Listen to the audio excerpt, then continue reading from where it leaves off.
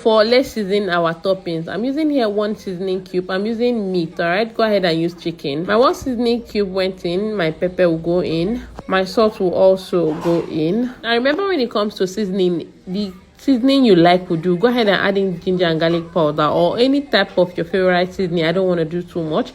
Now I added in a little bit of butter. I'll go ahead and massage that in, then go and pan fry this. So this is how it's looking like. We are heading to the pan now to fry.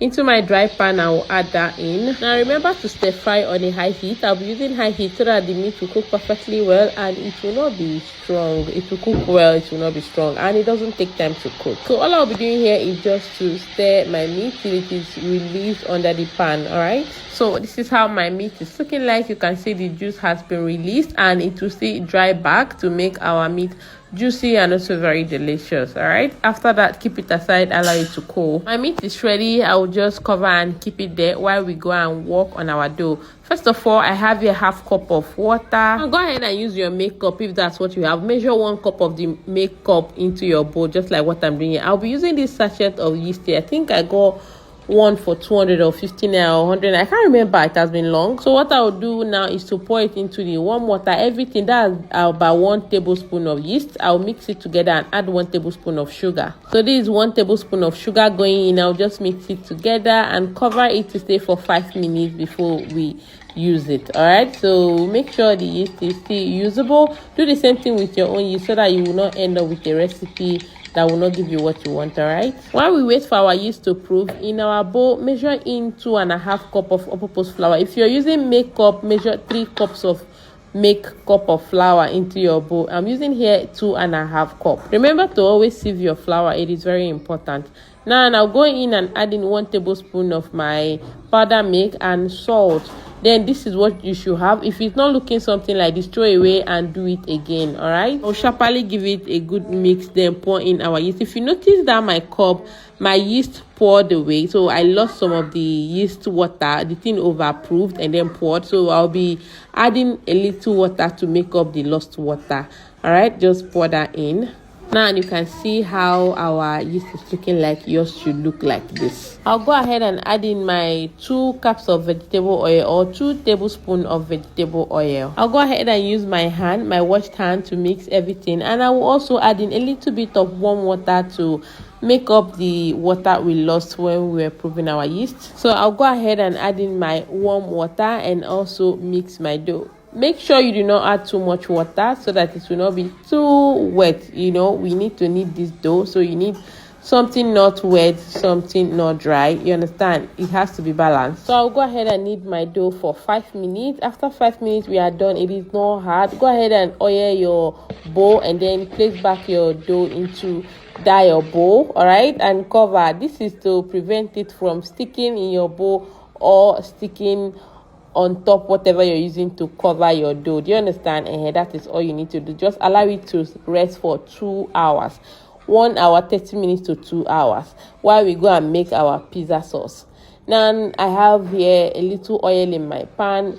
Olive oil will do, but this is what I have. So I added onions that I created in my oil. I added in my garlic. I'm going to saute that very well. So I have my blended tomato in my blender there. I'm going to pour that in, only tomatoes. Now you can go ahead and use sachet tomato. That's tomato paste, tomato puree, any type of tomato you want to use is okay, so far as you cook it down. Season with salt. I'll go ahead with 1 teaspoon of my sugar, 1/2 teaspoon of sugar.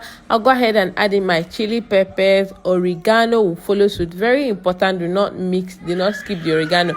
You can use thyme if you don't have oregano, my sister. Mix everything properly and your pizza sauce is ready. You can go ahead and blend it to make it very smooth, but I'll skip on that. Let's work on our cheese. We are going to create our cheese. You see, as I'm carrying you step by step, so you understand very well, and also help me share, please. So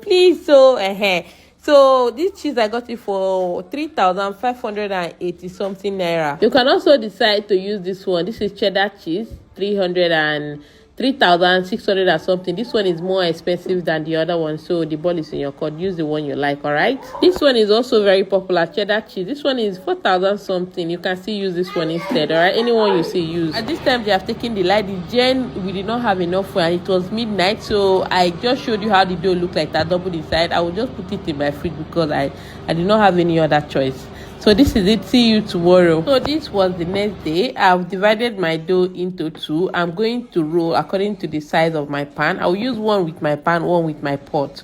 So this is what I have. So I oiled my pizza pan there because it's no longer non-stick. The other pizzas I've made over the time, I've used some metals to, poke, and also the same thing I'm doing here. I'll go ahead and poke some holes so that it will give me the good crust I'm looking for, right? After adding our pizza sauce, go ahead and add in your cheese. Now this topping should be according to what you like. If you don't like meat, do not add meat. If you like veggies, add veggies. If you don't like cheese, do not add cheese, all right? After topping it with my delicious meat, I'll go ahead and sprinkle in some cheese, being careful not to add too much because I still have another pan to make. I'll also go ahead and add in my capsicum like that, but use any veggies you like. You can add tomatoes, you can add onions, you understand? In the oven it goes for 160 for 25 minutes and it's ready. All right, now let's focus with the pan. Now this is my pan that I'll be using here. You can see I've already poked some hole. I'll go ahead and level it in my pan. It was bigger than my pan, but I'm done leveling. On a low heat we are going to cook. Look at how low that is. That's the lowest on my heat there. I'll cover and allow it to cook for 10 minutes. You can see what it's looking like after 10 minutes. I'll switch it to the other side, and this top here we are going to add our toppings. All right, we're going to add our pizza sauce and add our toppings. Then we'll go ahead and cook it in the pan. It will cook perfectly well. Repeat the same thing with the other toppings. It's the same thing I'll be doing here. Now this place you see me pointing here is called the crust. You can go ahead and rub the oil so that it will give you golden brown. All right. So what I'll do here is to maintain the same heat. Don't look at that burner. Don't look at my gas, I beg. So go ahead and bake it like that on a low heat for 10 minutes. It is ready. Now the other one is ready, the one we're baking in the oven, and the one on the pan is also ready. Now the difference now is the cheese did not brown on top, but it is fully melted. You can see my bread is fully cooked. You can see I'm trying to cut it and show it is fully cooked.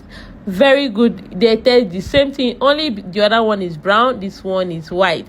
Why? Because this up did not have hitting on it directly on top the pizza to give us that brown crust we are looking for on top this cheese. Now you can see our bread is fully cooked. I'm just trying to show you it is hot. Don't forget to like. Bye.